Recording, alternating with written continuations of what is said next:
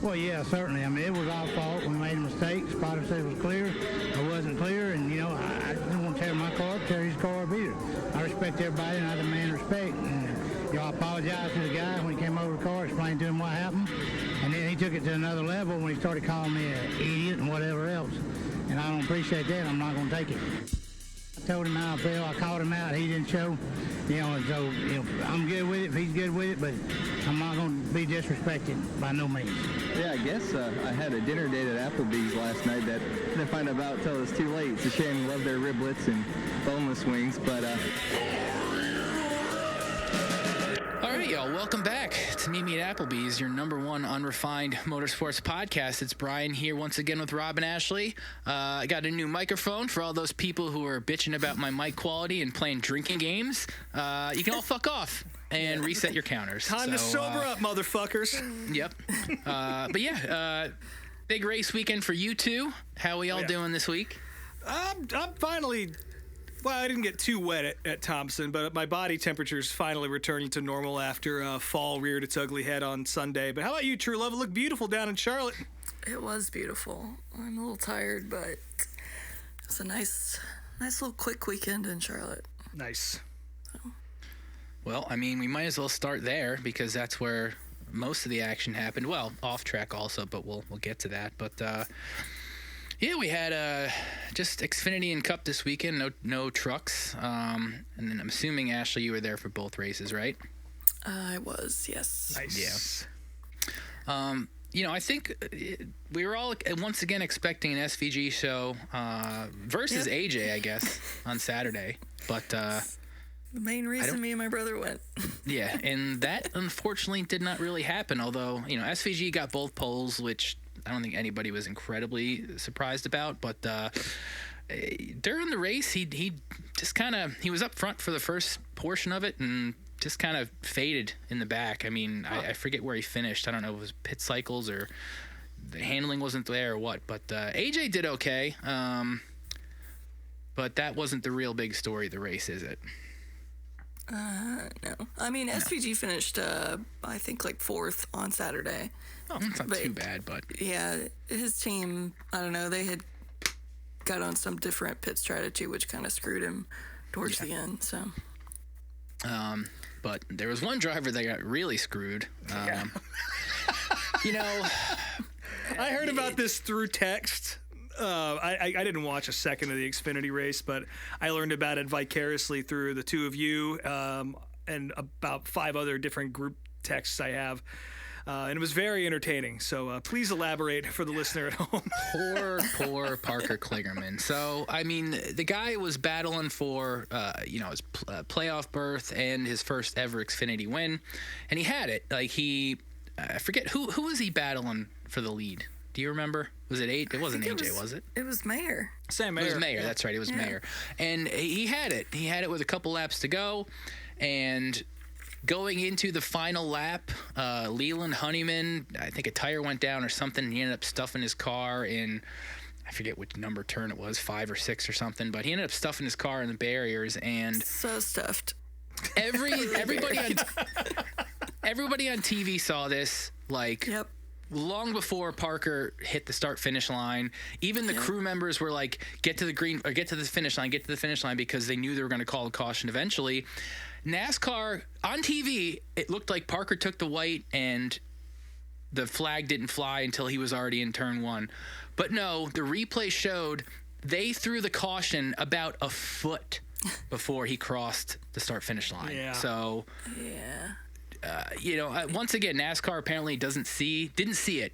I don't know what the fuck's going on in the tower. I don't know why they don't have spotters paying attention to this stuff. It's just ridiculous. But that caused them to re-rack the field, and Parker could not hold off Sam Mayer, who took the win. Which I'm not a fan of his, but it is what it is. I mean, he won it clean, so you can't really give him shit about that. But just really heartbreaking for Parker.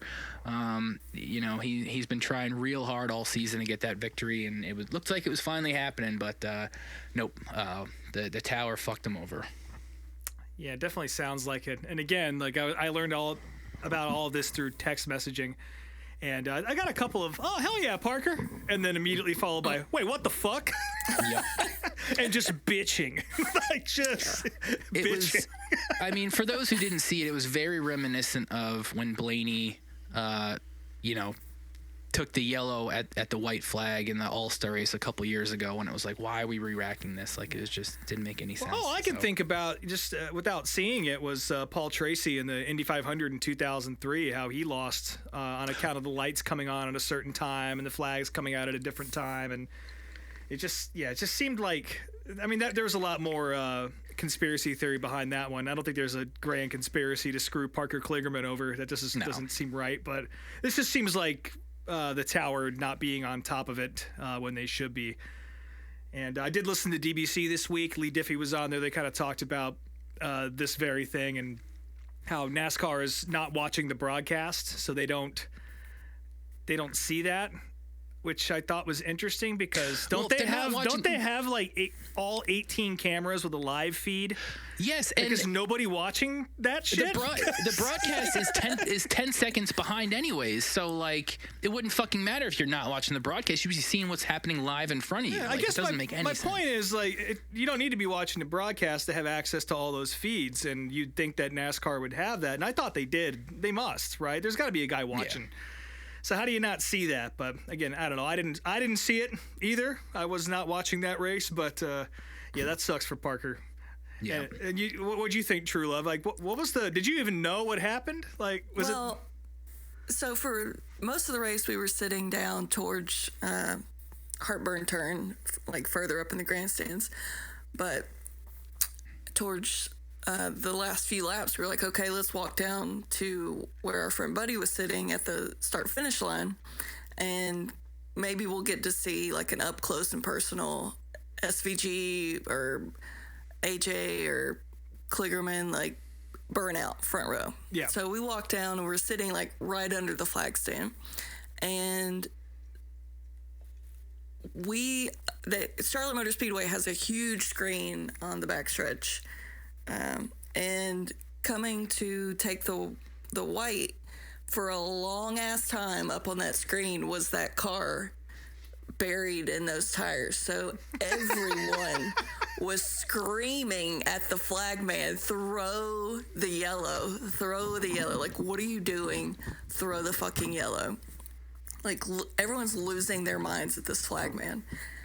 Because selfishly, I wanted to see a restart to give SVG a chance to get back into the playoffs to get like a point or two. Sure. And so we're watching Parker come straight at us, and watching the flag man, he is waving the white.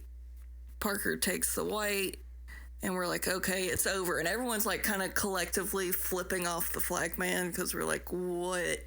And then the caution light comes on. It was just kind of chaotic, and everyone's like pissed off and directing it at the flag man, who we know it's not his fault.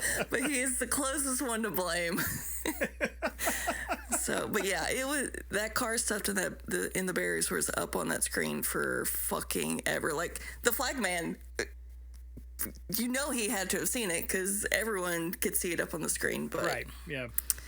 Yeah, it was a very confusing moment because we're sitting there, we're like, okay, the race is over. They're showing Parker's team celebrate up on the screen.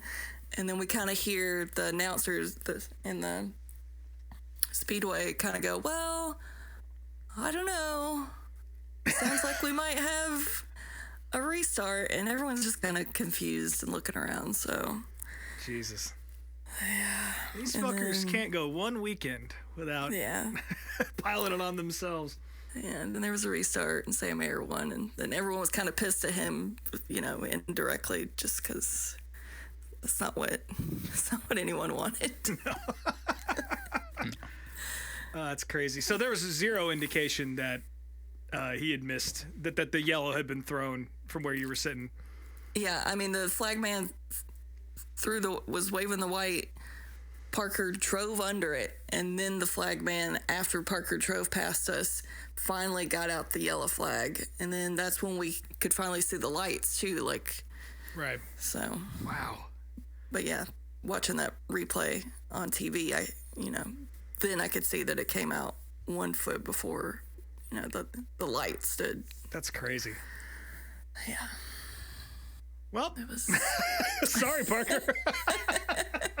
Fucking sucks to be you. Yeah, I felt real bad for him and for SVG. Like, SVG was in the playoffs until Jesse Love passed 2 people on the last lap, and then it knocked him out. But Bummer.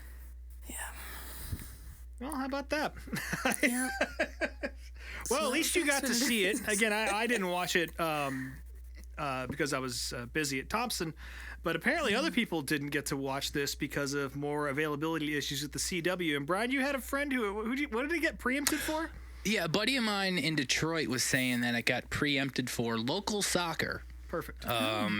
Which seems pretty ridiculous. But the point was brought up in conversation that some of these CW affiliates might have contracts that need to run out.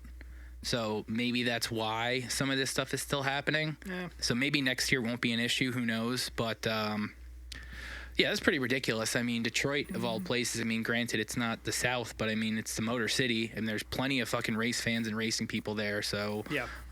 Doesn't make sense to me. But that was the only one I'd heard. I'm assuming there were probably other cities that had the same issue, but sounds like maybe this will go away next year. Yeah, well, I guess I couldn't have watched it anyway because I didn't have a fucking antenna on me at Thompson for my cell phone, so. Oh, well. But any other Mean stories Girls. from Saturday? The only other notes I really have are in the original seats we were sitting at down in Harbor and Turn.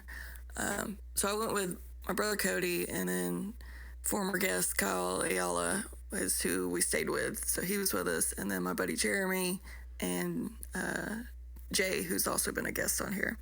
And I didn't see him personally, but Jay said that after we left, he turned and Paul Menard was sitting behind us in the grandstands during the race. Huh. So he had talked to Paul Menard for a second, but Nice. yeah.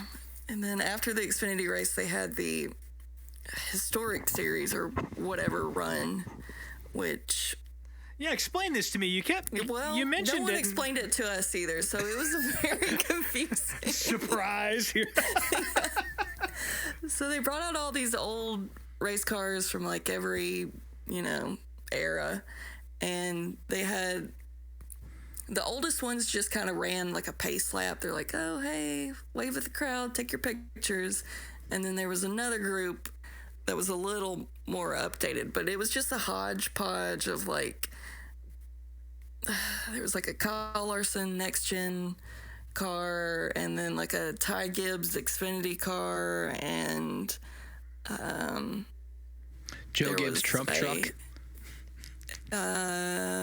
There was a Trump Not truck. Joe Gibbs. Joe Nemechek, Nemechek. yeah. Excuse me. Yes. Joe Nemechek was driving I it. know they were Reagan people. Joe Gibbs is that's- Reagan that- people. Yeah. But apparently Joe Nemechek was driving it, and then Justin Marks was driving like a Kyle Petty car. But like on the screen, they didn't like tell who was driving the cars. We had no idea how many laps there were. I don't know. It was a very ill-informed event. Here's some race cars, you fucking idiots. Yeah. Look at them. And it's also they're racing the Roval, and it's fucking pitch black dark outside, and half of that track in the infield does not have lights. So Yeah. it was we just basically watched them log laps, and of course the fucking Kyle Larson car won. So As it does. yeah, as it does. We'll save that for the Sunday chat. It's coming Yeah. up in a minute here.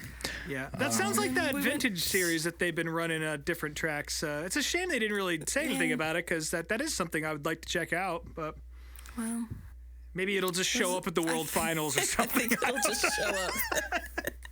It'd be very confusing. Be coming out of Stop and Shop one of these days, and there they'll be. But Yep. And then after that, we went to Saeed's karaoke bar. oh, you went to Saeed's. Yeah. What'd you It sing? was, I didn't sing anything, but our friend Martin sang Lips of an Angel. Oh, And some bros were having like their bachelor party there, and they were all wearing matching shirts that said Haas's last lap, and they were quite entertaining. So Lips of an that's my angel. Saturday. Yep.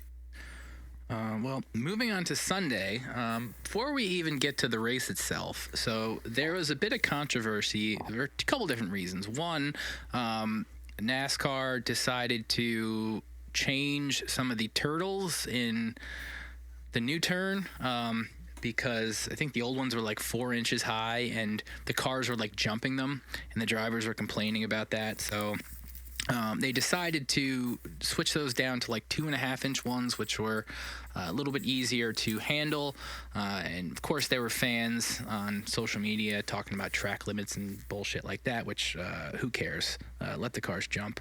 But the other confusing thing was, speaking of track limits, one of those, the new turn, guys were cutting it very close, and basically they had a few different colored sections inside of the turn that the car had to be all the way below. There's this big blue strip in the middle, and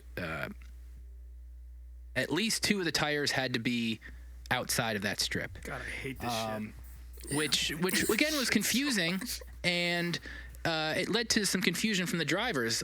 Most notably, Denny Hamlin and Todd Gilliland were talking about this on Twitter. Neither one of them totally knew what the rules were.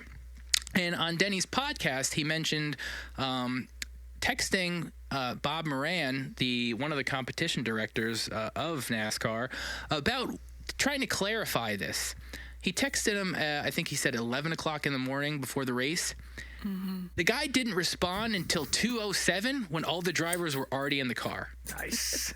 So, you know, if you haven't listened to that David Hoots interview on DJD from a couple weeks ago, go listen to that, and maybe it'll explain some of the problems that we've been having. Yes, sir. Do listen to that. Holy shit. That was before the race even started. I hate that Formula One bullshit so much. Like, you're either inbounds or you're out of bounds. Don't put little stripes on the... And again, I know why they don't do it, but just put a fucking tire barrier there or a wall. Yeah. I mean, there was only, I think, once, maybe twice where that rule came into play, and once was Bubba Wallace, although if you look at the replay, you see William Byron cutting that same turn, maybe just slightly not as tight as Bubba did, but he also very clearly cut the course and didn't get penalized. A couple other guys got popped Truex as well. got it. Truex did, yeah. That's what I'm saying. Like, when you put a wall there or tires, you don't have this problem. And I don't care if it blocks the track. If these are the greatest drivers in the world or whatever we're calling them, then they should be able to make it around a tire barrier. Just my 2 cents. Well, you say that, but then I think it was the first or second year of the rule where there were a few cars that got just completely annihilated, and I'm sure the team owners were not too excited about that, so that's why those went away. Don't fucking hit the tire barrier. Hey, listen, I'm just repeating what I've heard. That's all I'm saying. Dumbass on his couch over here is handing down the mandate. Just don't hit the wall if you don't want to damage your car. Like, I think there should be consequences for that, and track limits are a thing. But you see what happens in Formula One and IndyCar and all these series where it's, There's no consistency. Well, it's not only is there no consistency, it's just like the line is so fucking like narrow in between what's legal and what isn't. And you could sit there and say that it is, but again, like, especially when you have a tower like the one you have now that just kind of presses the button whenever they feel like it or not, you know? Yeah. I mean, do you really want to put it in the hand when something so simple where it's like, here's a physical punishment for making a bad decision versus now we'll let the tower figure it out. Like, I'm always going to go for the wall here, but that's just me. Yeah. Well, before we talk about the race, I'll go ahead and talk about my pre-race stuff. So, Sunday morning, we woke up went to a Waffle House near Kyle's house in Mooresville, and I just wanted to say that I loved it because every single waitress that was working there was wearing a NASCAR shirt. Like, hell yeah. The lady that was serving us was wearing this raggedy ass old Martin Truex shirt that you could tell she has put through the ringer over the years. And there's another lady wearing a raggedy Dale Jr. shirt while drinking a Sundrop can that had his late model on it behind the counter. And then, yeah. So that was the best way to kick the day off. I can thought it was smell so cute. that mental image right now. And then after that, I took my brother down to the Days of Thunder barn because it was right down the street because he'd never seen it before. And then we went and tracked down Dale Earnhardt's old lake house, which is Nice. right down the street from that barn too. So just gave it a drive-by. And then we headed to the track, hit up the gypsy tents. And those, I will say, were the best gypsy tents that I've been to in a minute. Really? Yeah, they were definitely, the prices weren't great, but it was the most old stuff that I've seen in a while, and not just like new crap. Dale Jr. t-shirts. Yeah, a bunch of 2015. Yeah, Well, yeah, it's not even that. It's just like they bunch have of all Trump shit. Yeah. The one company that's at every race, like they just have new stuff that's just like slightly more generic than the shit you see inside the track. So it's just like, wow, there's 17 of those tents outside at most races. Yeah, I noticed the same thing at Loudon. I talked about it on the show, but yeah, definitely a lot more older stuff available for whatever reason. And it was a very welcome surprise. And Charlotte's historically have always been, there's been so many of them. And again, I haven't gone to a cup race or an Xfinity race in a long time, so I couldn't tell you, but it sounds like they're back. That's great. Yeah. Did you get anything cool? I didn't. I was on a very tight budget this weekend, especially with a couple more races coming up. But it's a little window shopping. Nice. But pre-race for Trackside Live, I was a little disappointed that Uncle Kenny wasn't hosting, but sure, we'll talk about him later. Yeah. But they did have Ricky Rudd and Carl Edwards come out on Trackside Live together since they're going into the Hall of Fame together soon.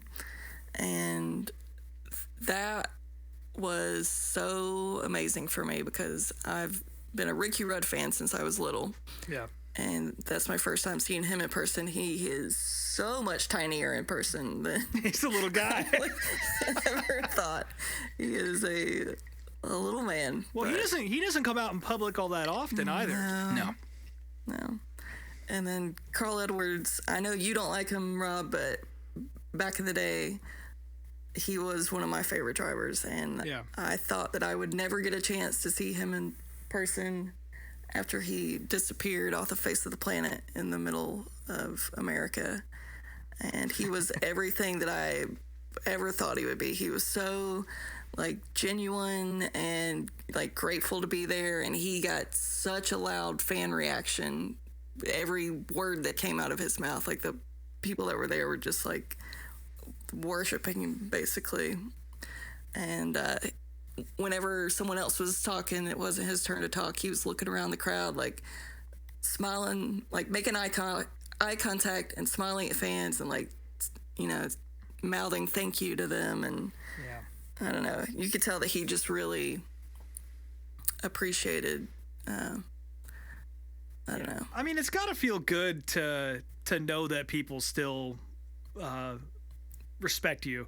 Mm-hmm. And especially after you left, and you know, I feel like his legend kind of abandoned us. But it almost grows the legend, especially in this era of where, you know, there's a lot of animosity between the fans and NASCAR and teams and NASCAR and all that. Like, it almost grows the folklore a little bit. Yeah. And I will say this about Carl: I am not a fan, but even when I met him, he was just about the nicest guy you could ever come across. A lot of guys don't know how to talk to fans, you know. It's not first in their brain when it comes to being a race car driver, but Carl's definitely the full package there, and I definitely enjoyed talking to him. And there's a reason why he has so many fans. It's because he cares about them. Yeah.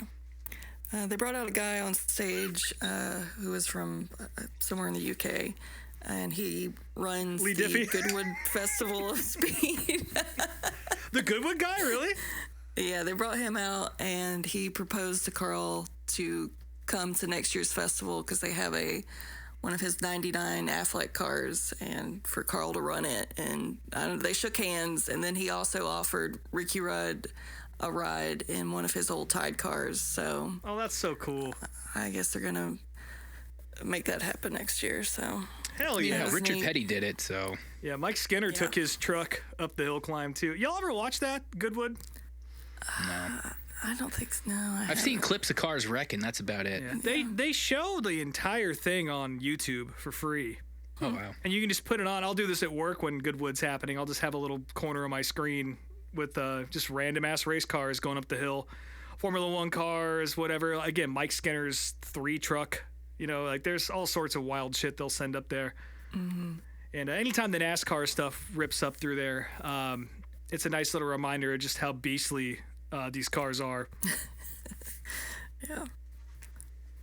Apparently, Brad was on stage later. I missed this part. I was already gone, but Brad Keselowski was at the Trackside Live stage, and Carl came back out there, and they had like a moment on stage, like A fist fight. they were like shaking hands and kumbaya. So That's cool. I saw videos of it. It's very wholesome, but yeah, I mean, the fan zone, it was a little warm during the day, and there was a lot of people walking around in full fire suits, and I just that is one phenomenon that I don't understand in the heat. Yeah, I don't get it either. I mean, I guess I kind of do, just because people love cosplay and shit, and it only makes sense that it goes over to NASCAR. But I'm also a fan of being comfortable, and like so These people looked miserable. The couple years ago when Ernie Irvin appeared at Darlington and I brought my fire suit to get signed, I was dared to put it on for the photo, which I did. And the 5 minutes I had it on, I was like, how the fuck do these people do this? Like, this is insane. Yeah. They did have a bunch of the cars from the historic race set up in the fan zone Sunday. And they also had brought out an old Dodge cab over hauler that was Buddy Arrington's, and had his old number 67 car behind it. It was super built by cool. the Petties, and it was like that cab over hauler was just all original. Like it still had all the like wood cabinets in the back, and man, that thing was amazing. Did you post a picture of that on Instagram? I might have put one in my stories. I'll put one in the post I definitely too, saw a but- photo of that and was very jealous that everyone got to take a look at that thing. Yeah. Yeah, those old cab overs are so cool. Yeah, I'm sure that might be one of the very few that still exist out there. Yeah. But yeah, as far as pre-race stuff, they did have all of the civilian helicopter pilots that have been doing rescue missions in Western North Carolina fly over the track before the race. I think there was like 10 of them, so that was neat for them. And they showed Greg Biffle up on the screen and like did a whole long thing like thanking him for everything that he's done, and like the crowd reaction to him the whole time he was on the screen was so loud and like went on for so long. So that was cool. Nice. Deservedly so. Yeah, for sure. And the other thing was, okay, so after they do driver intros, they'll put 2 drivers on a pickup truck and parade them around the track. Yep. Well, apparently they don't do that anymore. They put like 10 drivers on a trailer and take them around on what looks like a fucking hayride to me. Like cattle. I mean, it's very F1, I guess, but out there in NASCAR land, it looked more like a hayride. So they had about 3 or 4 of those hauling drivers around. So Oh, that's good. It's like one of those beer bike things in Nashville. yep. Yep. So yeah, I guess now we can talk about the race. Well, I mean, there's not much to say about the winner. I mean, Kyle Larson, once again, as Rob so eloquently put it in the notes, dick stomped him yet again. That is what I put in the notes. He didn't dick stomp this time. It wasn't a Bristol blowout. No. He dominated like the last stage. That's the one that counts. So, Yeah. That's true. especially in this round of the playoffs. But AJ had a better showing than I thought he was going to have. SVG did okay, and I think he got back up to the top 10 towards the end of the race, I want to say. But I mean, the big stories were obviously the point stuff. Reddick made a big mistake early on in the race and damaged both his car and his car owner, Denny Hamlin, who was also in a tight points battle. And really, him and his team worked their asses off the entire race to get that car running again, to where he could be somewhat competitive. And boy, was he! His last stage, he took a risky pit stop with, I don't know, I think it was 15, 20 to go, and gained, I think, 15, 16 spots in that last run. And prior to what happened after the race, managed to get himself back in the playoffs. Which I thought he was done. Like, I think at one point he was like down 20 points as far as being out of the playoffs. But he did it, and that was very cool to see. Hold on, my dog is coughing. Oh boy. yeah, Get out the Ricola. yeah. This episode is brought to you by Ricola, the red ones, because I like Okay. those the most. And from there, I'm trying to think what else was really worth talking about in the race. Corley Reddick- Joy was the first car out. That was good. That was great. That's worth talking about. Yeah. I was just gonna say Reddick was definitely the show. Yeah. I mean, that was. I didn't start paying attention until stage 3 after I left Thompson, and both the radio broadcast and TV, once I got home, was just focused on him, and he earned the shit out of that spot. Yeah. Regardless of whether you think Denny Hamlin pulled over for him or not, it doesn't matter. Which I think that's bullshit also. And I think even without passing Denny, I think he still would have been fine. Yeah. I think at that point in the race, it didn't really matter. They said Truex did too, which, come on, I don't think that's the case. I mean, towards the end there, like, that absolutely was the show. Like, that cutoff line for a little bit, like, Elliott was close, and then, who else? Hamlin was close, and then it really came down to Reddick and Logano. So all of us that I was with were focused on watching Reddick come up through the field, which was so fun to watch. And then we were also watching people pass Logano too, and that was also helping Reddick. And like SVG, AJ, and Elliott all passed Logano, and he did not put up a fight. Like, he was not fighting to keep his points. And then on the other hand, we had Reddick, who was, fighting for his life coming up through. So Yeah. it was very entertaining to watch those two. At the end of the day, I guess it wouldn't have mattered because Alex Bowman ended up getting DQ'd anyway, which I think we'll talk about in a Yeah, second. well, we're saving. It's one thing after another, but yeah, I don't know. I mean, I can't say I totally expected Larson to win in the way he did, but it's undeniable. I mean, not to say it seems like all his mistakes have kind of shaken out for the year, but I mean, he managed to win this race and get a top 5 at Talladega, which puts him in a really good spot for these last 4 races. And going into Vegas, too, which is arguably his best track. But, I mean, yeah, it's feast or famine with this fucking guy, and you never know when the famine's coming. So hopefully for all of us in Larson Nation over here, we keep feasting, folks. But I know that there's some folks in this room that would prefer a plague of locusts to come through. Starve to death. I want you all. Well, I mean, one thing we can't argue about is the fact that the final 8 are all really strong contenders, and I think all of the guys that should be there are there, which is good. But yeah, now I guess we can talk There's about one guy that shouldn't be there. who. I don't think Logano should be there. I watched him not fight to keep his position in the playoffs. We're getting to that. So one of the big stories after the race was the fact that all 4 of the Hendrick cars made the final 8, which, for whatever happened to Alex's car, I mean, he did well, and he's really showed his stuff throughout the playoffs. So He definitely found something in the past couple of months, that's for sure. yeah. And, unfortunately for him and for Bowman fans, after the race, his car was found to be underweight, which is not something that happens all that often in NASCAR these days. I can't even remember the last time I heard of a car failing inspection due to weight issues. But Yeah, it's a short track thing right there, being underweight.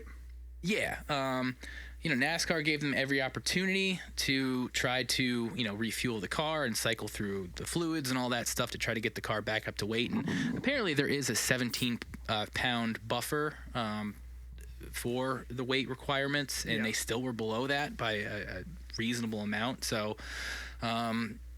surprisingly, Hendrick decided not to even appeal this penalty and are just taking it. So, I mean, there's nothing to appeal. Like, that's one of those rules in racing that's just so straightforward. If you're underweight, you're underweight. yeah, Like, people were saying that maybe that one time when he flew off, the turtles, maybe something fell off Dukes the of car. Hazzarded but- the shit out of his car. Yeah, but even then, I mean, you'd be able to pinpoint what fell off the car. You would think. I mean, there's no debris caution. Seemed like he was fine Those after that. And, track workers took it home as a souvenir. Yeah, Didn't exactly. want to tell anyone. Well, if it was ballast or something else like that, which I guess, that probably would have been the story if it was. But if I were Hendrick, I might not want to admit what actually fell off the car if they figured it out. Because that's if a it much was- bigger penalty for something like that. yeah, I was gonna say if it was a ballast, that would have been a penalty regardless. So, If they found it anyway. But I guess Yeah. if they tore the car apart the way they did, they would have figured that out pretty quickly. But yeah. But yeah, that put Logano back in the playoffs, and it also put Tyler Reddick back in the owners' playoffs. So I know Denny was very happy about that because, as everybody's saying, the owners points, even though the driver gets the glory, the owners points gets the money. So Denny's that's last important shot to at us. making money in NASCAR is this year's owners' playoffs.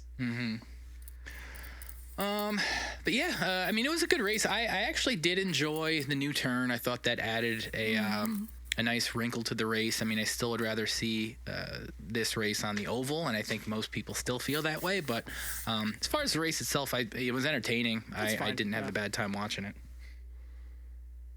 Yeah, I love the Roval. Like, I've been to all the races that they've done there, and I did think it was a better race with the old car, but adding this new turn this year, I think, helped with the new car. But also, I think if this wasn't a playoff cutoff race, then this race wouldn't have anything to it. Like, either it has to be a playoff cutoff race or it shouldn't be on the schedule.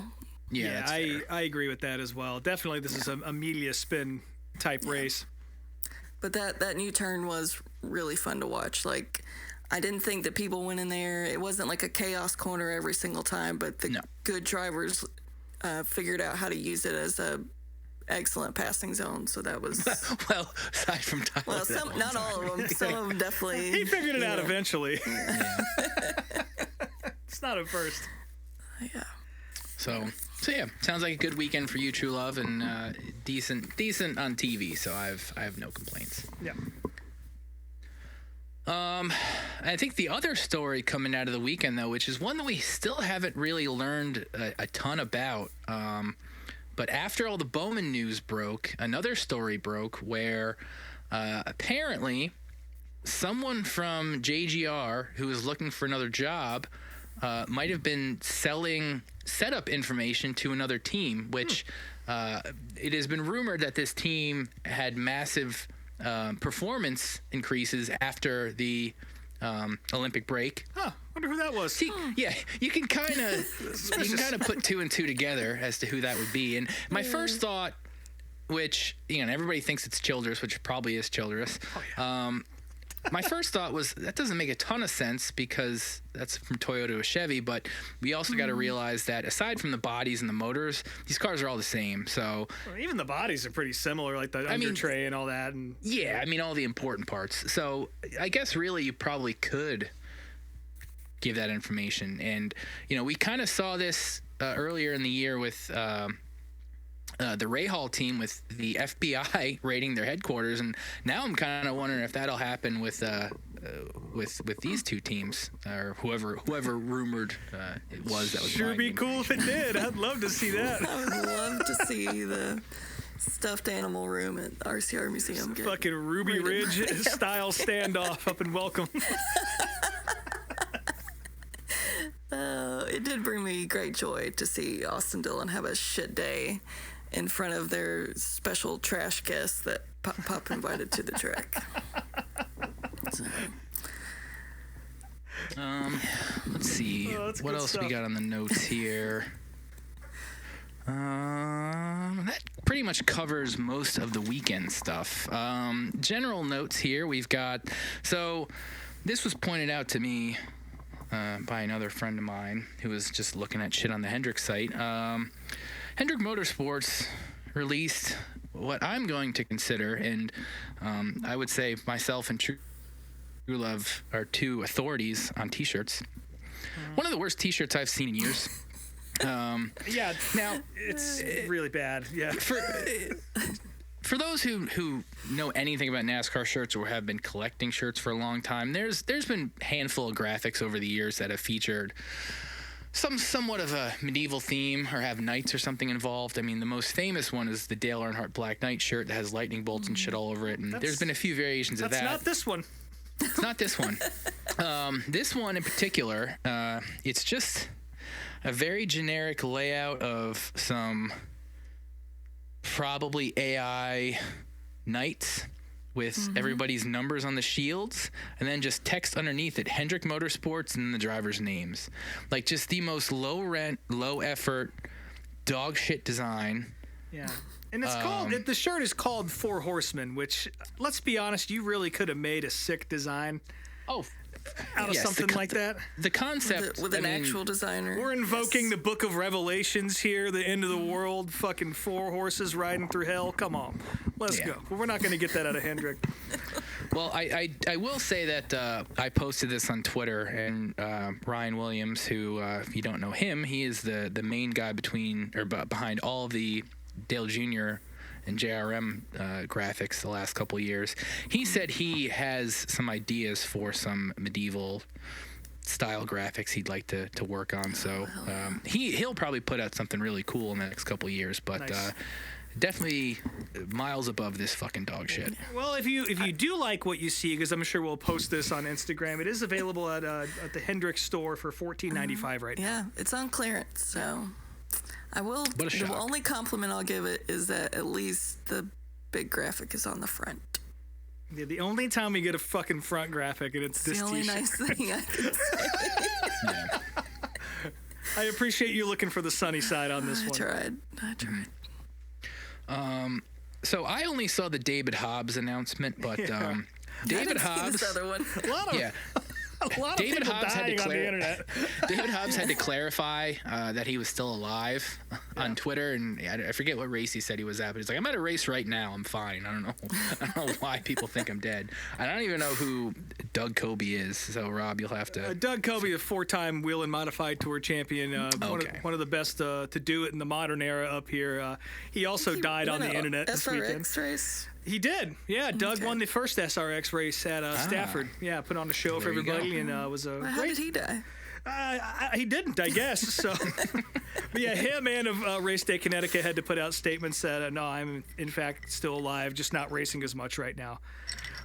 So yeah, Doug Coby alive, David Hobbs still alive, and anyone else you saw on the internet who died is probably still alive as well. Yep. Rice cooking in the microwave. Yeah. I guess piggybacking off somewhat of a modified tidbit. Yes. Former modified star Ryan Preece, who currently is driving the worst Stuart Haas car. He's out there. It looks like spins all by himself on Sunday. It looks like it's finally about to be announced in the next couple days that he is going to RFK. Yes. And it's long been rumored that he is getting the Kroger sponsorship as well, which would be leaving the Stenhouse team. So yeah, good for him. I hope this is finally the ride that gets him some real success in NASCAR, and compared to stepping into an SHR team, which is about to close, going to a team that's been on the rise the last few seasons. Again, this has to be his last shot. Like, if this doesn't work out, he's done. I mean, I've said it on the show before. It's the career that wouldn't die, and there's definitely a reason for that. He's definitely talented, and he seems to make good relationships and maintain them. Of course, he had Kroger sponsorship before at JTG, so for them to want to come over and work with him again, that tells you something about Ryan, I think. And but you're right. This has got to be the absolute last chance in Cup here. But not many places you'd rather want to go right now. Beyond Roush, I guess. I mean, obviously, like there's Hendrick and Gibbs, but those seats aren't opening up. They have their own pipelines. So, again, as a modified person, very, very fucking excited to see Ryan get a shot in one of David Reagan's cars, because that's what it is. And have the spirit of David Reagan live through, and hopefully we get better than 20th place finishes. Speaking of guys getting shots, Bubba Pollard, another late model star. What did he run, a JRM car earlier this year? He did, yeah. Okay. He's getting a shot in the Sam Hunt car at Martinsville in a couple weeks, so hopefully that car runs fairly well. Yeah. And he's great, so hopefully he does well there. Martinsville's not a horsepower track either, so the short track guys can kind of make a little bit more of a statement, so yeah, definitely cool to see him out there again. Somebody else getting another shot. Speaking not of in careers NASCAR, that though. wouldn't die. Haley Deegan is going to be transferring out of NASCAR. She's been out of NASCAR for months now, but she is going to be driving in the Indy NXT program, which I guess is that kind of like their Xfinity series? Well, Indy Lights is the Xfinity equivalent, and the NXT series is sort of the third tier. Yeah, okay. So they have their own ladder, and she's entering into that. Obviously, the goal is probably to get her at least into Indy Lights at some point. And I don't know. I mean, Haley, she's got a lot of stock on the internet. She's very popular. She has a huge following, and it doesn't hurt that she's a female that can win races. So that ticks every single box that you would want as a team owner. Plus, she's got Monster Energy funding. So yeah. This is a good deal. I want to see her do well. I like Haley. I think out of all of the sort of the up-and-coming female stars right now, I hate to even say that because, race car drivers are race car drivers, right? Like, who no one should give a shit, but unfortunately that does matter. But I think Haley's, she seems pretty cool, and she's willing to get in anything, and her willingness to jump into an open-wheel car is pretty cool. So I'm looking forward to this, and hopefully she does well. But, I mean, Indy Lights is fucking stacked these days, so I guess we'll see. Yeah. It's got to be better than Stingray Rob, I don't know. His name is way cooler than his driving. Yeah. Usually how it goes. The cooler name you have, Yeah. Now, this is a note that you would think I would have added in here, but nope, you did, Rob. Stone Cold Steve Austin. Yeah. So I love Stone Cold as a kid growing up. He's one of my favorite wrestlers, and he had a podcast for a while that was pretty informative and entertaining, and he's done reality shows and stuff, after wrestling, and he came back for one more match a year or two ago at WrestleMania, which was cool. But he is apparently now racing like UTVs. Like I know he's talked about having side-by-sides on his ranch and shit before, but I didn't know this. I didn't either until he posted that he won. Yeah. So he's racing UTVs somewhere in some division, and he got a win. So good for him. Definitely not where I saw Stone Cold going with his career these days, but Stone Cold's racing, so yeah, good for him. That's something. He's got to make merch, and he would definitely be the biggest merch seller in all of motorsports if he did. Mm-hmm. So he has more than enough money. He doesn't need to sell any more merch. But I would like to buy a UTV T-shirt. Hey, look this shit up though. Those racing stock UTVs are fucking insane. Mm-hmm. It's like little Baja cars almost. Yeah. You'll have to take this last one because I didn't see any of Bathurst. Yeah, Bathurst 1000 was also this weekend. It started pretty late on Saturday night after most of the short track shows wrapped up on Flow and Dirt Vision. Shout out to former guest and friend of the program, Mike, or what's his Instagram name? We don't have to say it on here, but Mike, he was on the show a long time ago, went to Martinsville, Truelove. He pointed out that this broadcast, and I don't know if all the supercar stuff is on Prime, but the Bathurst 1000 was presented almost, it wasn't entirely commercial free, but there were minimal commercials on this. and they showed the entirety of the race on Amazon Prime. I think it was just the Foxtel broadcast from Australia. Shout out to former Cup Series one-offer Brody Kostecki and Todd Hazelwood as co-driver winning at Bathurst. Such a cool fucking race, and if there was ever a place I wish NASCAR would take the show to internationally, it would be Mount Panorama, because that track is just fucking unbelievable. But yeah, lots of fans complaining about how it was a boring race, and how, basically all the same complaints that NASCAR fans have. And if you're not aware of what the supercars are running right now, it's essentially pretty much the same thing that the Cup cars are right now. They're basically GT3 Camaros and Mustangs. And they've had similar aero issues with these cars, even with the giant wing on the back. And a lot of people kind of frustrated with the new, I think it's Gen 4 over there, but maybe, I don't want to say it's Gen 7. I think it's Gen 4, but same fucking thing. Next gen, whatever you want to call it. Fans are not happy with it, and people were complaining about the quality of the race, but, it is what it is. Also, the plane that was carrying the trophy into the track skidded off the runway and crashed into a wall, so that's something. Nobody was hurt, but okay, good. Yeah. The trophy's injured? The trophy seemed to be fine, and I don't think Brody would care. Of course, Brody, I forget where he raced earlier. There was it Coda? That sounds... Something like that. Maybe it was Indy. I can't remember. But Brody was over here racing with RCR, and he's another one of the supercar guys that are kind of eyeballing a pivot to NASCAR at some point. So he's definitely a fucking wheelman. There's no question about that. It's not necessarily in the same vein, but maybe it is a little bit. Have you seen the cars that the guys run in Euro NASCAR? Yeah. They look so fucking sick. Yeah, they're pretty cool. Yeah. They're like super wide. Yeah, like huge. And low too. The roofs seem lower than in NASCAR, but like, I saw. If you asked a European to draw a super late model, it's what it would look like. It's pretty cool. Yeah. Ryan Vargas was posting pictures of his car, who he's going to be driving for Mike Harmon in a couple weeks here, it looks like. So good for him. Yeah. One more thing I'll say about Bathurst. Obviously, it was a completely different broadcast team. It was the Australian feed that was on Prime. But for anyone who has qualms about the ease of being able to watch NASCAR on Prime, it was really fucking easy to find a supercars race on there. And the broadcast quality was great. The streaming quality was great. I had zero issues with it. Prime is a pretty good app for live sports streaming. So definitely a little glimmer of hope for the future for all of you people who are not thrilled to have to watch NASCAR on Prime. Obviously, if you're not a subscriber, that's one thing. But if you do have a subscription, I'm just saying this to ease your mind a little bit. I think this is going to be a good deal. Nice. Cool. Well, I think that wraps up all the news and notes from this past weekend. So our DARF of the week this week. Have we ever had a back-to-back winner? I feel like we have. I just can't think of who. But so there's a guy on Twitter. We mentioned him last week. His name is Jason in Texas. And so aside from being like a racist moron, because he was definitely saying some saying some racist shit about Bubba.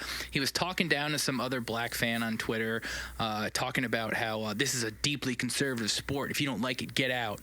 And then when I responded to that tweet with, did you know Junior Johnson voted for Obama? He didn't say anything about that.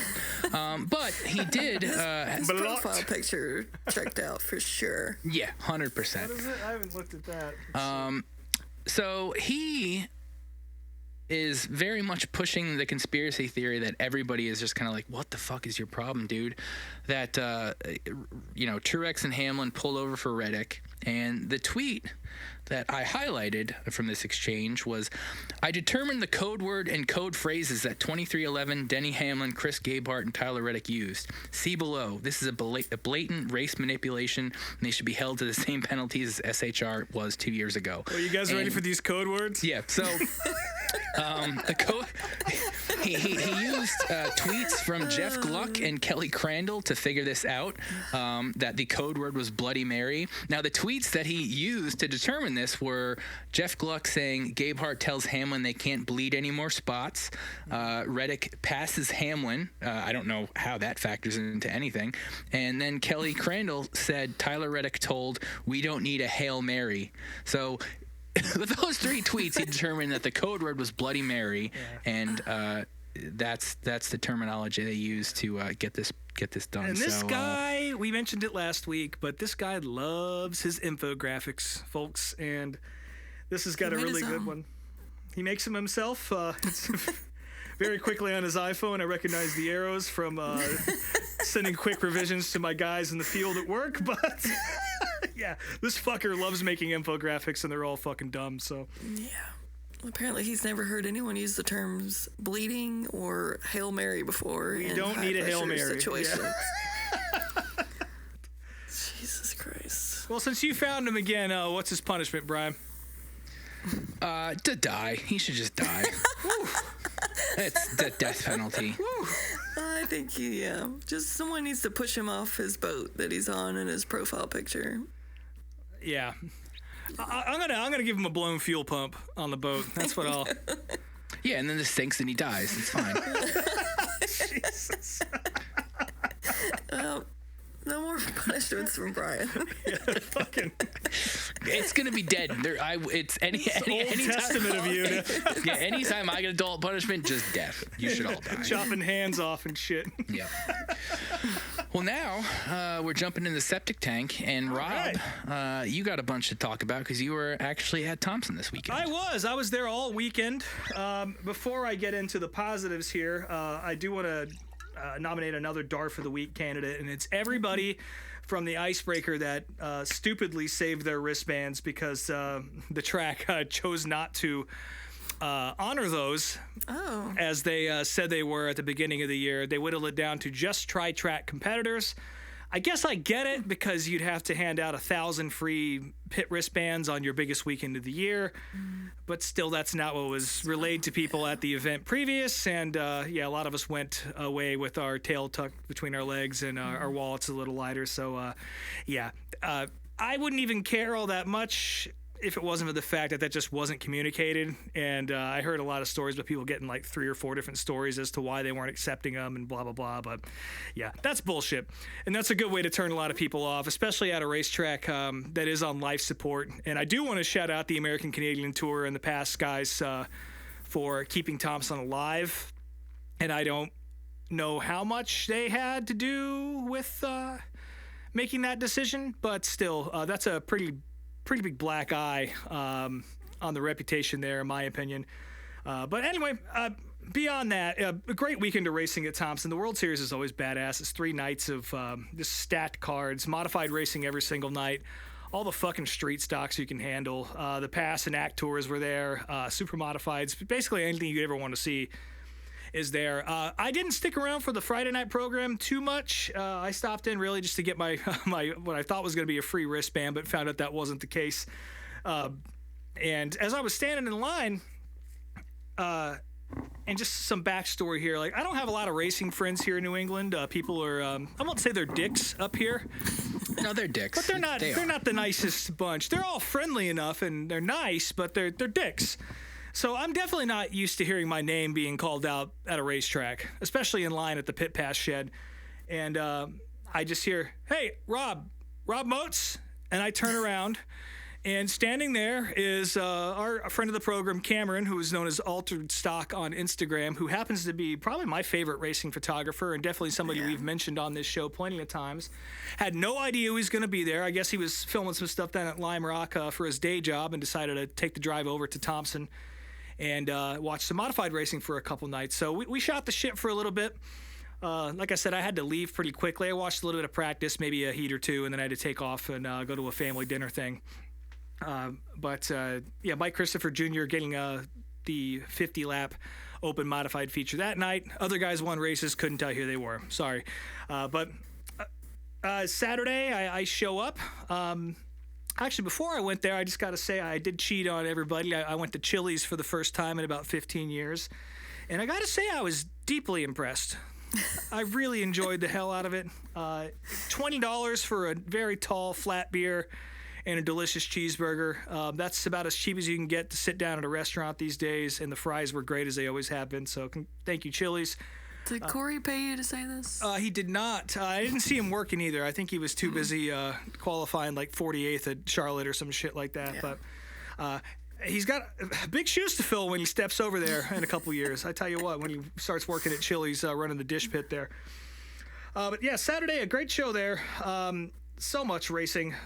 Like I said, American Canadian Tours there. Tom Carey III picked up a win over Ryan Kuhn. That was exciting to watch. I'm a big Tom Carey fan. Mostly because his beautiful bright green car that always seems to be fast. I enjoy that. But one of my bandmates from my band Dirty Bangs, Evan, he sent me a random message one day. I was like, hey, do you know who Tommy Carey is? He's a race car driver, and I'm hanging out with him and his kids right now. And I said, I do. I go watch him at Thompson all the time. And apparently he's a really nice guy. So ever since then, I've been a big Tom Carey fan. So it was cool to see him get the win there. DJ Shaw picked up the win in the pass feature. Only 10 cars in that feature, which is really fucking sad. I mean, pass used to be the big late model division up here in New England, and just to only see 10 cars there. And granted, it was 10 good cars.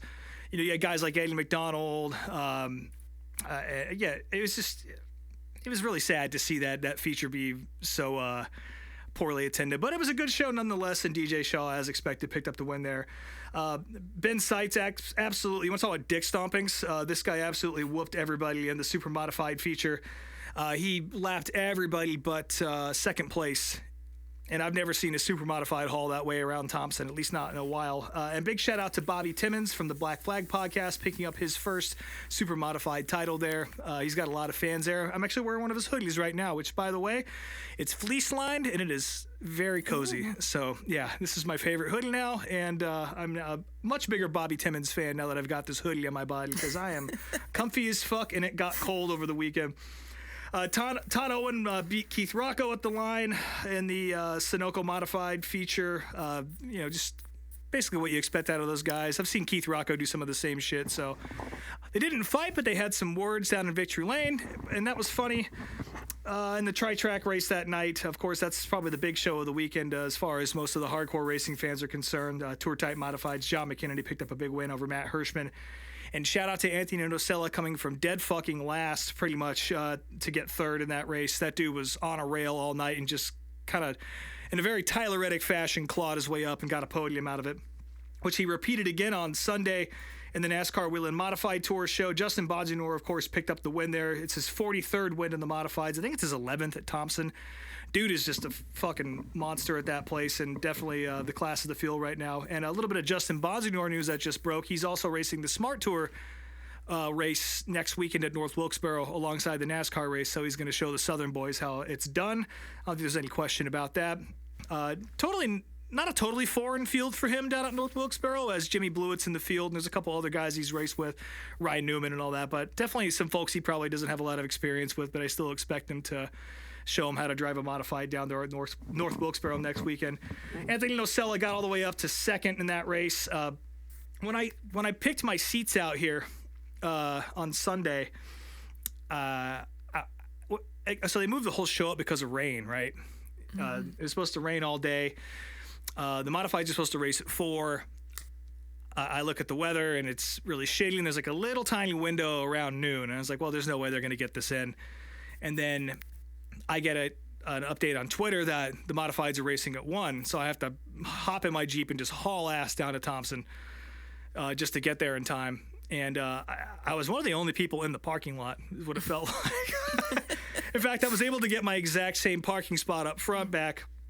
And I found it because an empty PBR can that I meant to pick up on my way out that forgot to was still sitting there on the grass. So I pulled right in next to it. And yeah, I ended up packing it out as a good person would do. So, but yeah, they moved everything up and they got everything in by about 3 o'clock. I feel so bad for the Pro Truck Series that ran, because the only feature they ran this weekend was a makeup feature for the Icebreaker back in April that got rained out. And then what I believe is either their season finale or the penultimate race of the year got rained out yet again. And they were going to try and run them, but it was definitely pouring by the time they pulled out there. And on pace laps, people were spinning out and shit. And it was just like the Keystone Cops out there, so they called it off. And we all went home. But yeah, I got to spend some time in the afternoon actually hanging out with our buddy Cameron. Just a great dude. And again, one of the best photographers in the game. Such a sweet guy, and yeah, just really had a nice time sitting there shooting the shit racing and just all sorts of shit, watching a few features with him. It was a great time. So hopefully he'll come back up north again soon. I know he might be at the World Finals. He hasn't solidified his plans, but if he is, we'll get to hang out with him, and I'm very much looking forward to that. And if you're listening to the show, it was good to see you, bud. I did, speaking of getting recognized, so I'm sitting there in the grandstands on Sunday, and this random dude, like an older dude, comes up to me, and he's like, "Hey, were you at the Horseshoe Fair in Lancaster last weekend?" And I was just, and I didn't mean to say this, but I was just, what came out of my mouth was, "Excuse me?" It's like, "The Horseshoe Fair in Lancaster, you were there, right?" And I thought about it, and I was like, you know what? I actually was. It's like a little antique fair. And I was like, yeah, I was there with my wife. And he was like, "You had a Meg Fuller t-shirt on, didn't you?" Of course, Meg Fuller's an SK modified driver up here. And I said, "Yes, I did." And it's like, "Well, we took a photo of that and sent it to her family and all that." And they responded saying that I had great taste. And of course, you don't know who Meg Fuller's famous relative is. It's oh God, I'm forgetting his first name now. This is embarrassing. I just shot right out of my brain. You can edit this part out. Rick Fuller. Modified legend Rick Fuller. Yeah, apparently he thinks I have good taste, which I do. Thank you very much. And it was funny. I actually happened to be wearing my Meg Fuller shirt at the time, so I had to take all my layers off and get another photo for him to send to Rick and the gang. Meg ended up getting third in the SK Light feature that day, which was exciting. And shout out to Tyler Chapman for winning yet again. Also, fuck Ryan Waterman. I just don't like that guy. He won the street stock race, but yeah, fuck that guy. I'm a Leadfoot Larry Barnett fan, so didn't like how that all went down. You can read between the lines there, but yeah. Great weekend at Thompson. I guess they're coming back next year. Hopefully they're going to try and expand the weekly or bi-weekly or monthly series, whatever, the track championship they have going there. It sounds like the ACT and PASS guys are going to try and do a little bit more there, and which is good news because I love Thompson very much. It's a very special place in my heart. And I know its days are probably numbered regardless of how much effort these guys put in, because a repave is going to have to happen at some point, and I don't think the track is going to want to put the money into that. So that's the story with these racetracks, man, especially ones like Thompson that have been around for so long. You just got to go while they're there. So I'll be very sad to see Thompson go when it does, but fortunately it doesn't seem like that's happening for a little while. So come catch me at the Icebreaker next April. And yeah, if you have a chance to go to the World Series, it's fucking awesome. It's one of the best events in the country you can go to. And again, just so much racing. And the camping is apparently pretty fun too, but I live so close, I just never do it. But anyway, we have a little bit more short track racing to get through, so I'll try and plow through this since I've already taken up enough time talking about getting rained on at Thompson. The Smart Tour this weekend was quite the controversial affair. Burt Myers picked up a win with what is essentially an illegal engine. I guess he was running a crate motor with some type of carb that is allowed for this particular engine, and it was only able to run because of a loophole in the rule book. So he wins the race, and they pull him into tech, and they close all the doors, and it was a closed tech session, which really pissed off a lot of team owners, including Tommy Baldwin, who was pounding on the door trying to get in. And as a result, they let the win stand, and Smart doesn't have playoffs, but they do have a championship weekend where the top three get to go for the title. They expanded that to include the top 5 cars, including Burt Myers, which really pissed people off. And it just feels a lot like something NASCAR would have done. So they'll be settling their title this weekend in North Wilkesboro, and Burt has said that he will run the same motor but without the carb or whatever, just in the interest of fairness. Which he didn't have to do that. The rule book says he can, but out of respect for the competition, he's going to do that. So Carson Lofton, Danny Bone, Ryan Newman, Burt Myers, and who is left in there? I can't remember. Are they doing a joint Luke show Baldwin. Cars Tour this weekend there? Yep. Cars Tour is there at North Wilkesboro, Smart, and then the Wheel and Modified Tour is going to be there on Sunday. So they weren't all supposed to be there because Wilkesboro got postponed, but man, this is the best weekend in modified racing as far as I'm concerned.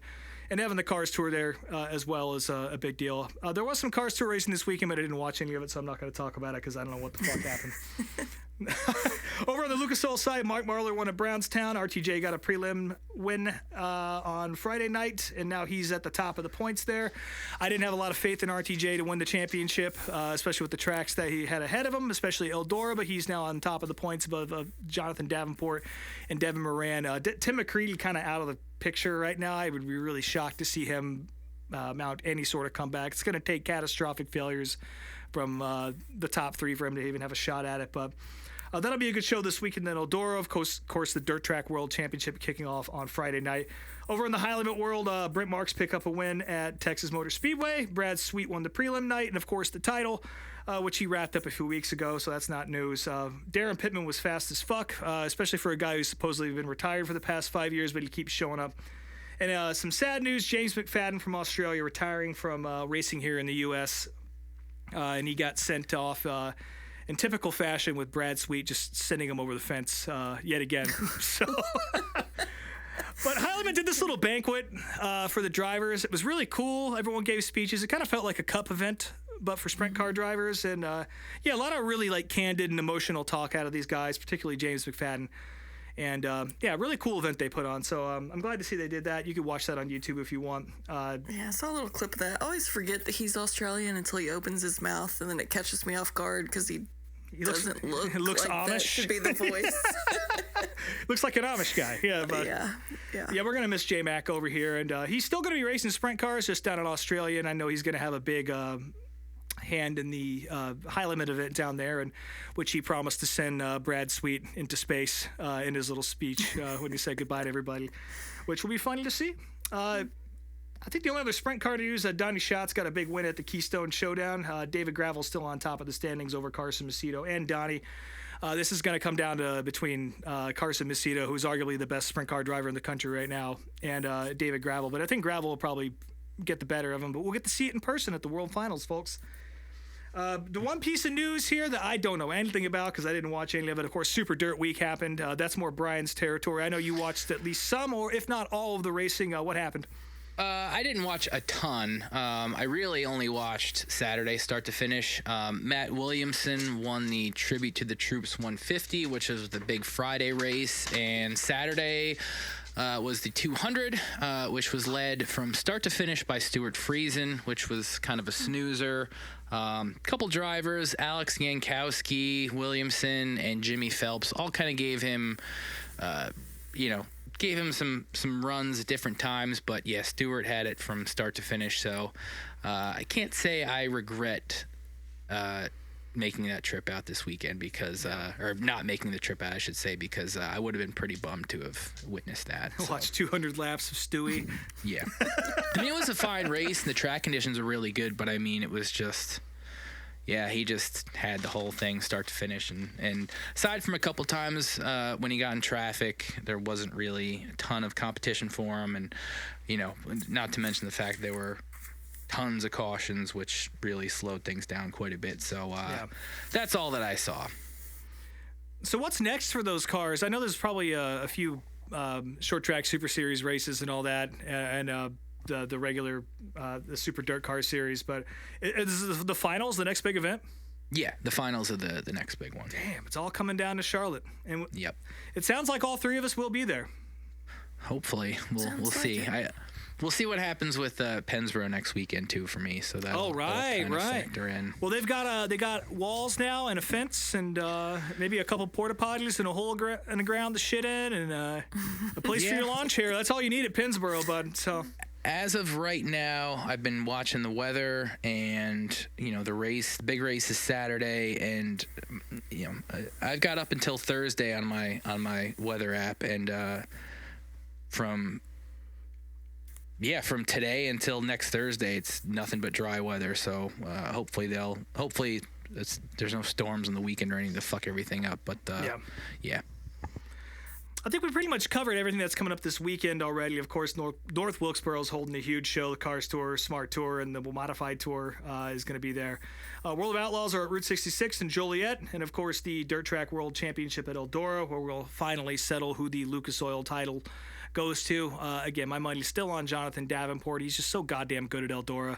And RTJ is just not so good at Eldora. So Devin Moran will probably put a show on too. But yeah, I think you can pretty much sign the check for Jonathan Davenport this year. Less and less racing happening everywhere, though. Fucking sucks. Every week, I say it. There's less and less on the old streaming devices. So when we're getting ever closer, I think it's 21 days to the World Finals in Charlotte. So if you got a chance to go to the racetrack, you better do it. It's going to be cold before you know it, folks.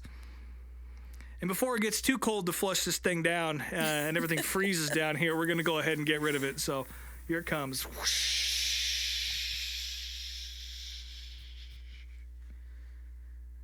It's good. You know, I've had so many opportunities to use sound effects in this show, and I do every week almost, but I've never downloaded a flushing noise or found one on the internet, which I have in my hand right here. I could very easily find one. There's no need to when you just do it so well, naturally. This is just live radio, folks. Classic.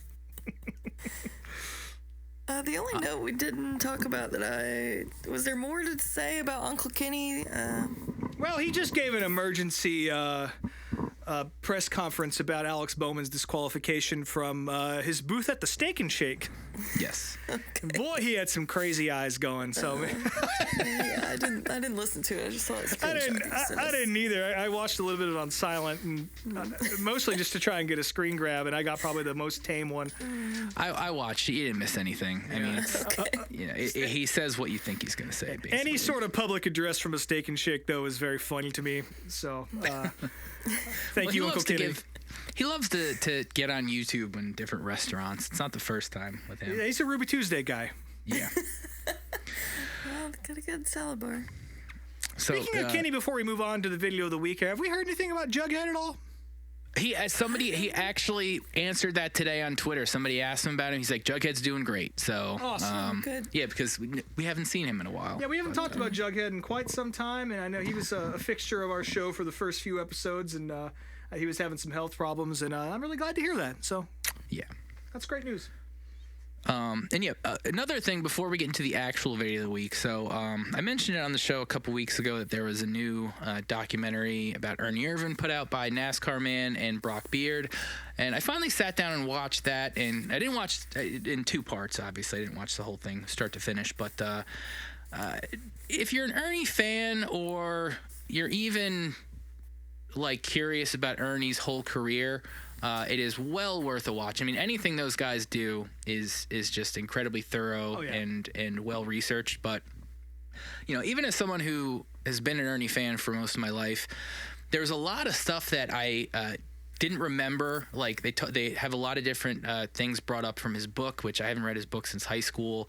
A lot of the stuff prior to his 28 car days, like some of those clips I just hadn't seen, or stories I hadn't necessarily heard or didn't remember.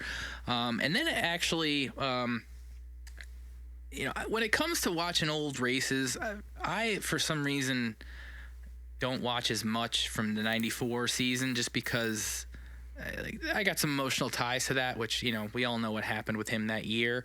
But I mean, there's been a bunch of different tragedies in Ernie's life. They talk about how his brother was killed in his driveway when he was a little kid, and how at one point they mentioned he had a kid in like 1989. I was like, what? I don't remember that. Well, what happened was his first wife was cheating on him, and his first two kids weren't his. So that was a crazy story I didn't remember from his book. And then, I'll admit that once he left the 28 car, I didn't pay as close attention to his last couple years in NASCAR, just because, that time period I was kind of getting into BMX and music and stuff, and I wasn't quite paying as much attention to NASCAR. But he had a lot of bad wrecks from like 97 to the end of his career. And it wasn't just like people talk about the Michigan story, how, Michigan almost took him out and then he won and then it took him out again. But there were wrecks at Charlotte. There was, I forget where there's another wreck where he had to be cut from the car, and Ricky Craven drove the car for the last 3 races of the 98 season. Yeah. So, I mean, there were a lot of bad wrecks that I just didn't remember that really led to the end of his career. And, that's why he didn't necessarily perform as well in that 36 car. He never got another top 5 once he got out of the 28 car. Yeah, just really great work from those guys, and even if you're not that much of an Ernie fan, it's well worth it because the story that's out there is just everybody focuses on Michigan. There's so much more to the Ernie story, both good and bad, that people should know about. So definitely check that out. I don't care like how much of a NASCAR diehard fan you are either. You could be our level, you could be even crazier than we are, you could be a historian, you could be a first time, no matter what, you're going to learn something from a NASCAR man or a Brockbeard video. Like there's always details that you never heard before that come out in these things because they're so well researched. So we've said this on the show before. If you're looking to get into the history of the sport, particularly of the 80s and 90s and 2000s, those guys are it. Follow those channels and just soak up all the content they have because you will learn so much from it. And we're better off as fans for their work. Yep. Now from there on to the video of the week. So I chose the 1988 TNT Monster Truck Challenge. This was the final race weekend of their 1988 season. I kind of want to step into 1989 the next time I do one of these videos. We haven't done a Monster Truck University in a little bit here. It's been a few months, and yeah, I mean, I try to, spread them out a bit so we're not just talking about monster trucks every 3 weeks, but and there's still so much more to talk about as the show goes on, so I want to move on to 89 when technology and stuff really changes. But so this actual race is honestly probably one of, if not the first ever TNT event I watched. Like, it's the first one I can remember seeing when I was like 5 years old. And so the TNT series, I mean, if you know anything about the series and from what we've talked about, so not every truck made it to every single race. So the way they did their point structure was your top 75% results were counted at the end of the year. Because, again, not every truck made it. Some trucks were fairly regional. Some tried to make it to every tour stop. So that was the way they made it fair. And this particular weekend, so this is race 1 of 2 from Freedom Hall in Louisville. And looking back, I thought it was kind of weird because they determined the championship in the first race as opposed to the second race, and I don't totally understand that, but maybe I guess the points gap was just that big. So this is the championship event, and it all the big names from this season are there. You got Army Armstrong, Richard Leake as the announcers, as they were for most of that season. The show starts off, you see just showing off from Pablo Huffaker, who is still involved in the sport to this day. He had some issues with his truck, as did I forget who else. There was another truck that had issues, but there were a couple bye runs in the first round. 2 different Stomper trucks were in this race, which I'll explain in a minute, but first race was Stomper 1 versus the Heartbeat Chevy truck, which didn't really make too many appearances. So the reason why there are 2 Stompers, TNT actually owned the Stomper truck team, and their first truck was Stomper 1, and the original body was a square body Chevy. It was white, and they made toys out of it. It was mainly used for car crushers at events. Stomper 2 was built... like Chevy just gave him $250,000 and just told him to build a truck. And Stomper 1 and Stomper 2 kind of they took the same bodies. Eventually, Stomper 1 was sold and became the Wild Hair truck, which Marvin Smith owned that, and he was driving Stomper 1 in this race. Let's see. So, yeah, easy win by Heartbeat, although both trucks had really rough runs. The driver of the Heartbeat truck actually, in qualifying, broke his nose. Because of the run he took. He got too nose heavy and smashed his face in the steering wheel. And Stomper, meanwhile, broke both tie rods. Both trucks just had really bouncy runs. And again, that's kind of where the technology was with these trucks back then. Like, the trucks just did not have the suspensions yet. Next up was Awesome Kong versus Wild Hair. And there's a little interview with Steve Dane, who's one of the owners of the Awesome Kong truck. And the one thing to take away from this is, unlike a lot of the teams, the Kong brothers didn't really have much sponsorship. They later on got it, but they never really had much money. And Steve talks about how Some of these guys are buying tires that are $2,000 each. They went out and bought used tractor tires for $200 for the set, and we're running tubes. They're the only team to run tubes in the tires. You could see like there were cracks and holes and shit in the tires, the whole thing. But yeah, Awesome Kong was a very fast truck, and he got third in the points that year and took an easy win in round one. Another easy win in round one was Bigfoot beating the Casper truck. Gravedigger had a bye run because Just Showing Off broke. And then another easy victory by Mad Dog over Southern Storm, which is a truck that only ran a couple times. The next race was No Problem versus Carolina Crusher. Even at this point, Gary Porter in the Crusher truck was really making a name for himself, and I want to say he finished 4th or 5th in the points that year. Easily beat No Problem. And then the Nightlife faced USA 1, which USA 1 was the points leader going into this weekend.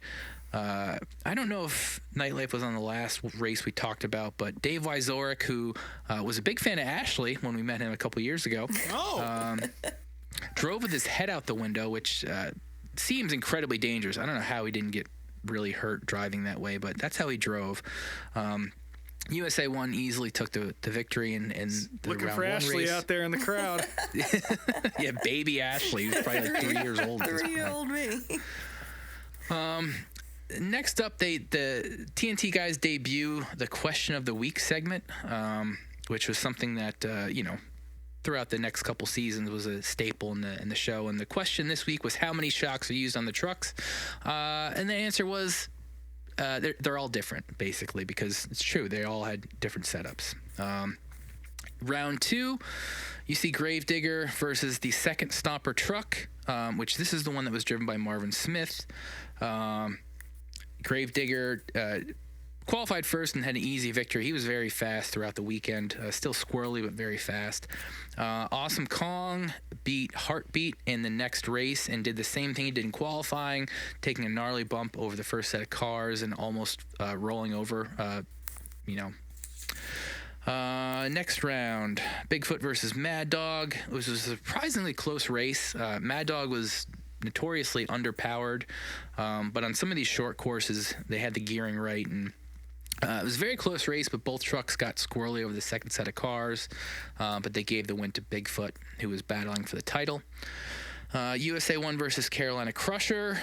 USA 1 took the easy victory, and they talked about how Rod Litzow, the driver of the truck, was playing mind games the week before as far as changing lanes, which was a big thing in monster truck racing because certain ways the ramps were set up or the layout of the cars or each lane could be noticeably different. So drivers kind of played with that in the racing and used that for head games.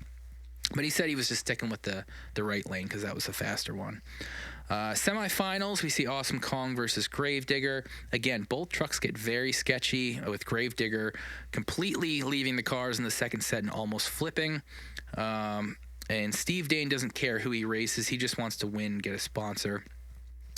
We see a somewhat awkward interview with Rod Litzow and Rich Hoosier. There's a very weird camera cut at one point where they show Rod just kind of staring at the other two guys talking. The production for these early shows was not great. The semifinal race is what determined the points championship. It was between Bigfoot and USA 1. And this was a pretty infamous run because USA 1, this was its first major crash. Basically what happened was, Rod was running as hard as he could.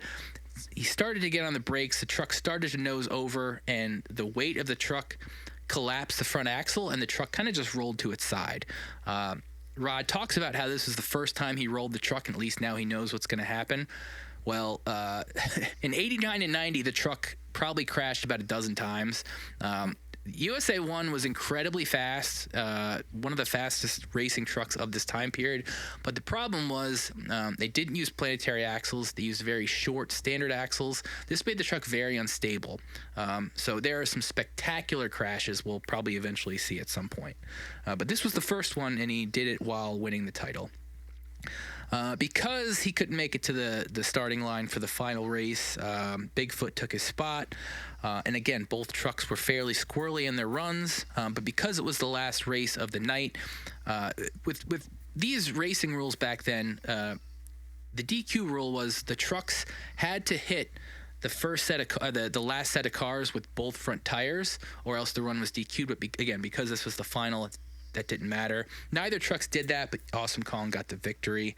And he also won the next night as well, which surprisingly didn't really do much for his title hopes. But that wraps out the 88 season. This was the first ever national racing touring series for monster trucks. So this is pretty historic, and it's something that to this day, I mean, USA won.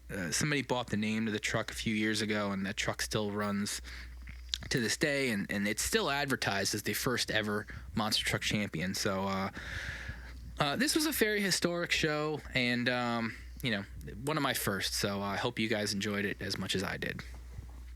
Yeah. Go ahead. Sorry. I just want to say I really enjoyed seeing some of the drivers, the interviews. Like I think his name is Terry Bowman, who drove Southern Storm. Mm-hmm. He had a great mullet. And then that interview you were talking about with Rich Hooser, when he first came up on the screen, I burst out laughing out loud because he just looks so ridiculous in those. He had on these giant white sunglasses and this white Bigfoot sweatshirt and this flowing blonde mullet, and he just looked amazing. So. I was going to bring that up too, actually. Yeah. He actually, this was his last season driving as well. He the next year I think the truck was just taking its toll on his body, so he was an announcer for the following season, and Andy Brass took over, he's one of the most legendary Bigfoot drivers. But yeah.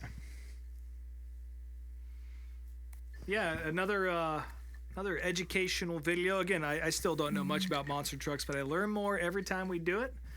And again, this has always been a sort of a blind spot in my motorsports brain. So I really appreciate as it is with most racing fans. I mean, it was, as much as TNT and USHRA tried to make monster trucks like a legit motorsport, it never really took off to the point where it could compete with other motorsports, companies or series or whatever. I guess there's only so much you can do inside anyway. You know what I mean?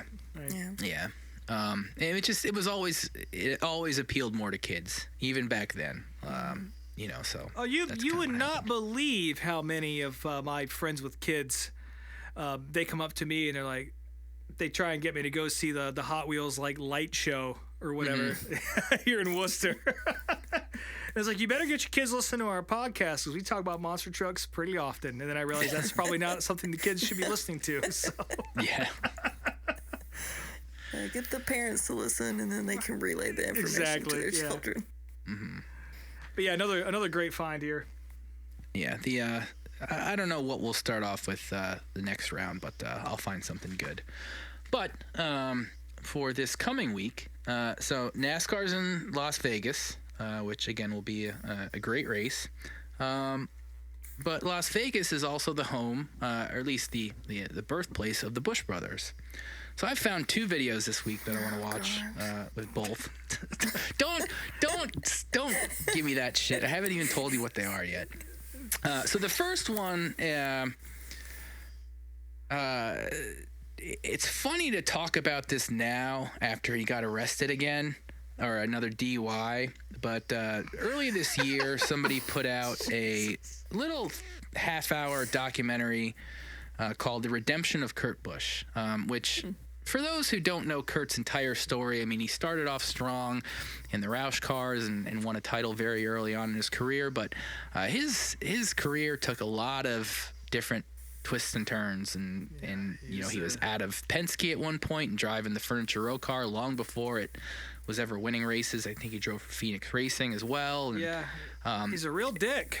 That's for sure. Yeah, he definitely has a pretty checkered past as far as his history with drivers and fans and people in the industry and stuff. And this video kind of talks about how he kind of was able to turn that around towards the end of his career and find success again and gain a fan base again. And this video talks about that again. It was put out before his last DUI, but let's not hold that too much against him. Yeah, I don't think that totally disqualifies you, especially when you look at old Kurt Busch, who was, again, just an asshole. Yeah. However, the second video I'm a little more interested in, and it's a lot shorter. So I was trying to find some interesting Kyle Busch videos. This is a video of Corey LaJoie's wins. The highlight reel.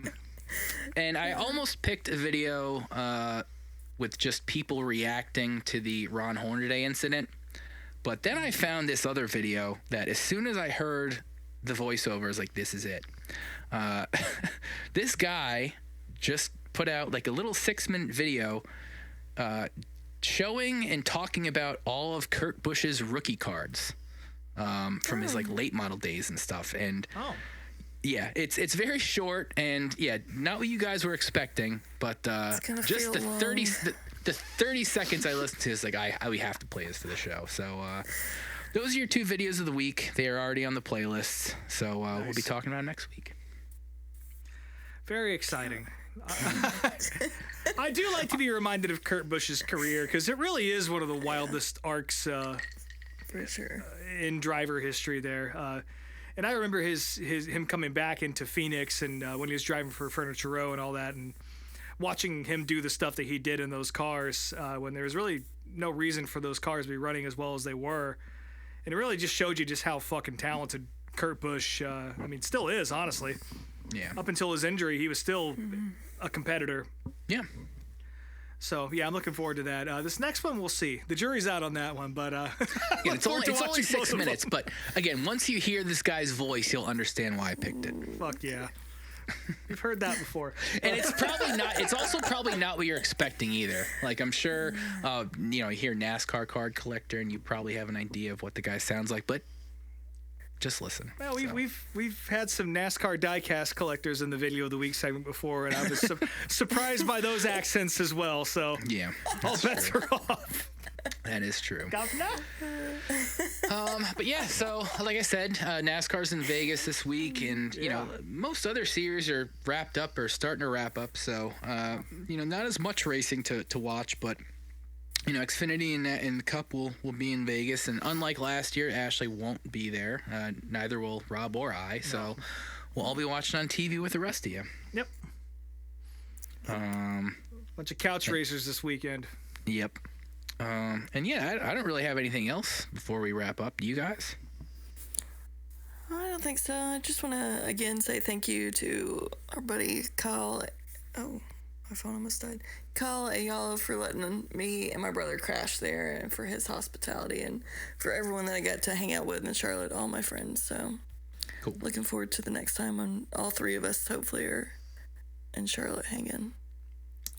Yeah, on a similar note, I did refer to most of the New England racing community as being kind of dicks. But I did have a ton of really good conversations with strangers this weekend. Again, it's more of a disposition thing and not a quality of person thing up here. And I say this every time I go to the racetrack. One of my favorite things about it is just the ease of being able to talk to people and the sort of singular fixation that everybody has. And you really meet some cool folks when you're out there. So, and again, obviously Cameron, go check him out on Instagram, Altered Stock, one more time, if you want to see some badass photos. I guess he's starting to do prints as well. So Christmas is coming up. I don't know where he sells them at. I know he had them at Knoxville, but if you're looking to buy some beautiful sprint car photos and some beautiful modified photos, you should see some of the shit that he took at Thompson this weekend. Holy shit.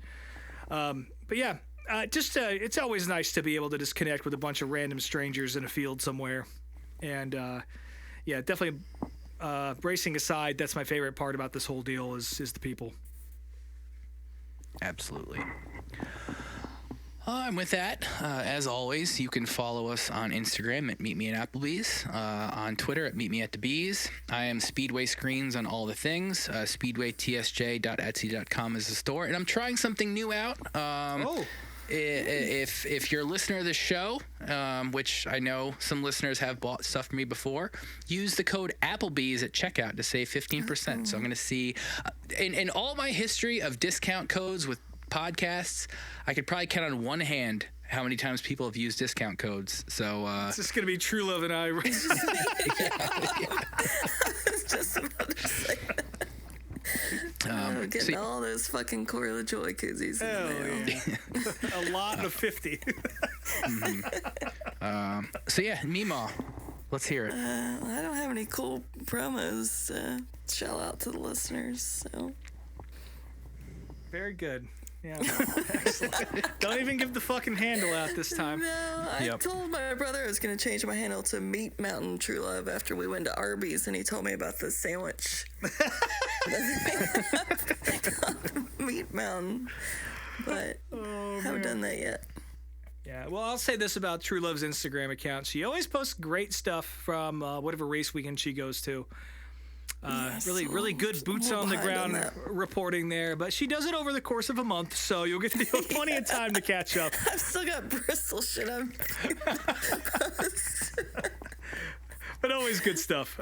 So yeah, just hang in there, folks. It'll come. Give old Meat Mountain Truelove a follow there and check it out. RobMotes_unofficial on Instagram. My band's called These Wild Plains. Our last show of the year is this Friday night at the Lizard Lounge in Cambridge with Matt Charette and the Truer Sound. It's going to be really fun. Really looking forward to that. Also playing my good buddy Jace's wedding up in Loudon, New Hampshire, of all places, up on the mountain right above the racetrack.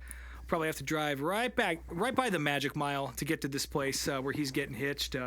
I met Jace, 6 or 7 years ago at like a country night we used to do in Boston, which sounds like an oxymoron, but we did it. And he's one of the only people to show up, and we're still buddies as a result of it. So excited for him, and Casey Lynn is his bride-to-be, and we're looking forward to playing their wedding and drinking up there with a bunch of Harley folks and just enjoying New Hampshire before it gets too cold. But come out on Friday night if you happen to show up. You can also use the code Applebees at our merch table, and I'll give you a free koozie if you mention the show. So there you go. You're gonna invite folks to the wedding too? Yeah, exactly. Come on up to the wedding. I don't know where it's at, but it's in Loudon. Follow the van. Come on, folks. All the shrimp you can eat. And unlike Brien, just had shrimp for dinner. So. Unlike Brien, I'm going to be bringing a big Walmart sack full of the shrimp I take from this wedding down to y'all at the World Finals, so we have some sustenance. Save us some money. Some 3-week-old shrimp leftovers. That shit'll last. It's fine. Yeah, all that iodine, it'll keep it safe. Cool. Well, with that, looks like our check is here. So thanks for once again joining us at Applebee's, and we'll talk to y'all next week.